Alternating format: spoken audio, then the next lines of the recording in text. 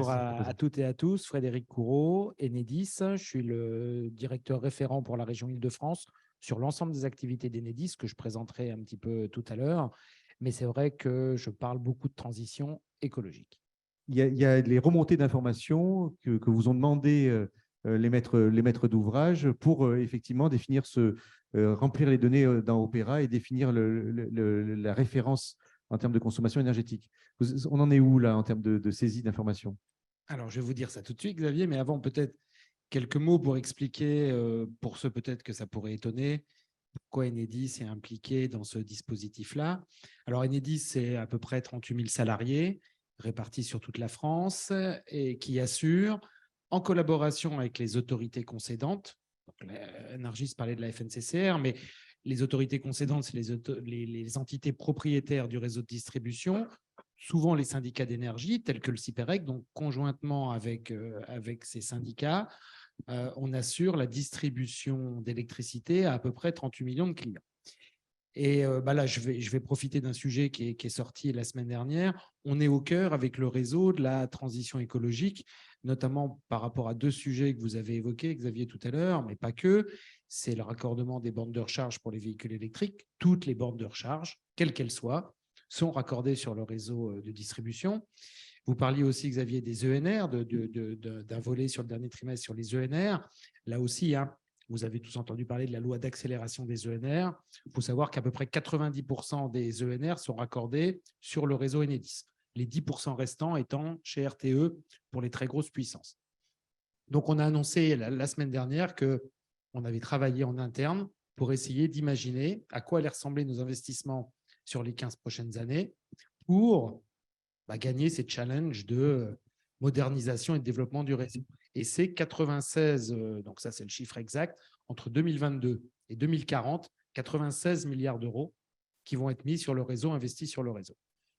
Alors, pardon, juste pour donner un ordre d'idée, en ce moment on est à peu près à 4 milliards par an. Ce chiffre-là de 96 veut dire qu'on va passer à peu près à 5 milliards, un peu plus même en 2027, 5 milliards et demi. Et pour donner un autre ordre d'idée, c'est qu'en 2005, à peu près, il y a une grosse quinzaine d'années, on était plutôt à 1 milliard. Donc, on est passé de 1 milliard par an à 4 milliards, là, on va passer à 5 milliards. Donc, le réseau doit, depuis 1946, si je démarre là, on accompagne le développement économique des territoires. Là, maintenant, il s'agit d'accompagner le développement économique et durable et la transition écologique des territoires. Mais on est aussi, donc ça, c'est vrai que c'est comme ça qu'on est connu. On est connu aussi également lors des tempêtes, mais on est aussi un opérateur de comptage. Ça veut dire qu'on se veut être un certificateur de données de comptage, donc de comptage d'électricité. Et à ce titre, donc quand le décret écotertiaire est paru, on s'est dit comment est-ce qu'on peut accompagner les parties prenantes externes, en l'occurrence les collectivités locales. Je pourrais revenir s'il y a des questions sur tout ce qu'on fait pour le colloque, mais pour recentrer sur le débat, on a essentiellement travaillé selon deux axes. Le premier avec l'ADEME par rapport à la plateforme Opérate pour à travers les fameuses API, mettre à disposition pour les clients qui le souhaitent, qui mandatent des cabinets d'études, pour mettre à disposition directement sur la plateforme d'Opérate les données de consommation au flux. Ça, c'est une première chose. Donc ça, c'est automatique pour les clients qui le veulent. Et la deuxième, pour les clients qui avaient besoin de connaître leur historique de consommation, on a mis en place un petit robot qui permet de remonter les consommations depuis 2011 jusqu'à aujourd'hui. Donc, au début, c'était 2011-2019. Aujourd'hui, sur l'adresse mail qui a été mise en place, peut-être faut que je passe d'ailleurs quelques slides, je vais y revenir, mais c'est 2011-2021 pour remonter les historiques de consommation électrique. On va avancer, oui. Donc, du coup, oui, il y avait une petite question. Alors, c'est vrai que j'espère que ça va être confirmé par Vincent. Voilà, fin février 2023, les déclarations de consommation de l'année 2021 sur Opérate sont estimées à combien?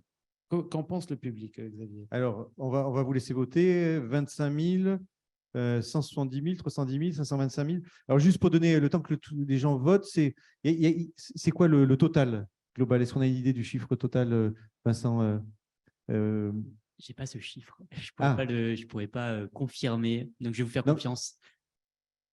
On a une idée, oui. Sur le total, nous, nos bases de données ne permettent pas de savoir avec précision parce qu'il y a cette limite des 1000 mètres carrés. Mais on estime, je suis désolé, hein, pour l'épaisseur de la fourchette, on estime qu'en France, c'est entre 500 000 et 1 million de sites qui sont soumis, assujettis au décret tertiaire. Voilà, donc on vous a laissé voter. Allez, combien ça vaut? 170 000. Est-ce que c'est ça? Alors, oui, c'est effectivement la bonne réponse. C'est 170 000 bâtiments environ hein, dont les consommations sur l'année 21 ont été remontées. Donc voilà, vous voyez 524 millions de mètres carrés, un peu plus de 80 TWh. On peut imaginer, vous le verrez par rapport aux chiffres de consommation qu'on a remontés, que c'est des données pour l'instant assez basses par rapport à, même si on est autour de 500-600 000, la fourchette basse de l'estimation, on est à peu près à moins d'un tiers. Si on est à 1 million, ça veut dire qu'on est à peu près à 15%, 17% des assujettis qui ont remonté sous Opéra. Donc, il y a encore du travail. On a suivi la tolérance globale qui a été rappelée en début de table ronde, à savoir que notre petit outil, d'ailleurs, je m'excuse, je ne sais pas, il y a tout un tas de personnes qui, fin 2022, m'avaient questionné sur l'arrêt. La dernière fois, sur cette scène, j'avais dit que l'outil, notre robot, s'arrêtait fin 2022.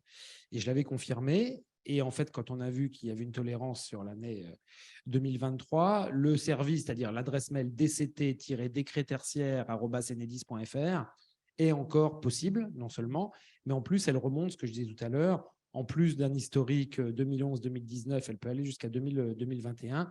L'année 2022 ne sera pas possible. Donc voilà, on continue de fournir pour ceux qui le souhaitent.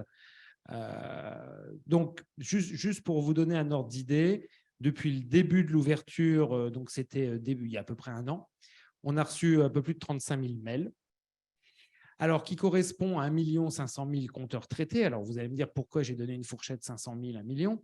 Si on en a traité 1 500 000, c'est parce qu'en fait, lorsqu'on répond avec une anomalie, et les anomalies, c'est une absence de point de livraison, c'est un mauvais numéro de SIRET ou une absence de numéro de SIRET ou une mauvaise adresse, etc. C'est compté dedans. Donc, il y a 57% d'anomalies. Donc, si on regarde vraiment les points de livraison où on a remonté de la conso, c'est 646, alors là, il manque 3 zéros, pardon, 646 000 points de livraison qui ont été remontés avec des consommations. Oui, il manquait quelques zéros. Il en manque 3. Alors, ça, c'est pour tout à l'heure. Ah, je suis dans le mauvais sens.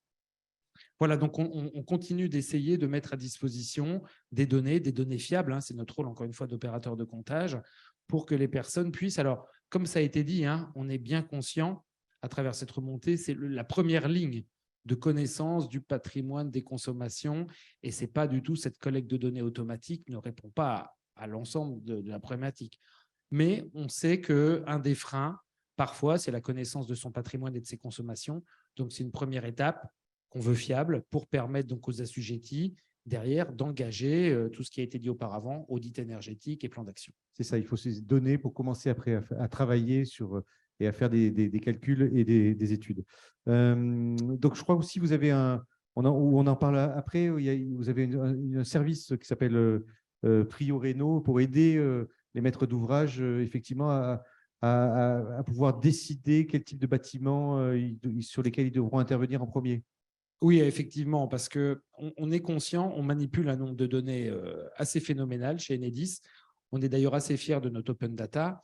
Mais outre ça, on sait très bien que nos données seules, elles valent ce qu'elles valent, même si elles sont fiables. Si elles sont croisées avec d'autres données, au sens large du terme, elles peuvent avoir une valeur ajoutée supérieure.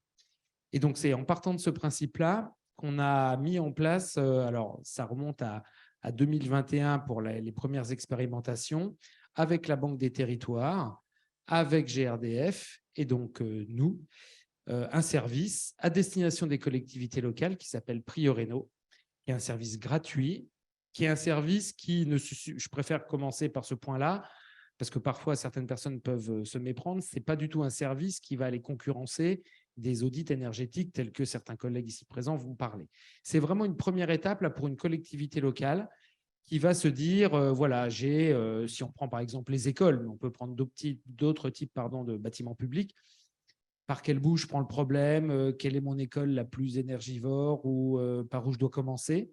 En fait, en allant alors soit directement sur le site de la Banque des Territoires ou alors en passant par l'espace collectivité locale d'Enedis, par exemple, il y a possibilité pour une collectivité locale de donner son consentement à la Banque des territoires pour récupérer automatiquement toutes les données gaz, GRDF, ELEC, Enedis. La Banque des territoires y ajoute un certain nombre de données bâtimentaires, foncières, sur la superficie, etc., etc. Et un algorithme va ressortir le top 20% de la liste fournie par la collectivité locale les plus énergivores. Ça veut dire que la collectivité locale va savoir par où commencer, va savoir comment prioriser à la fois les études complémentaires qui vont être faites et les travaux.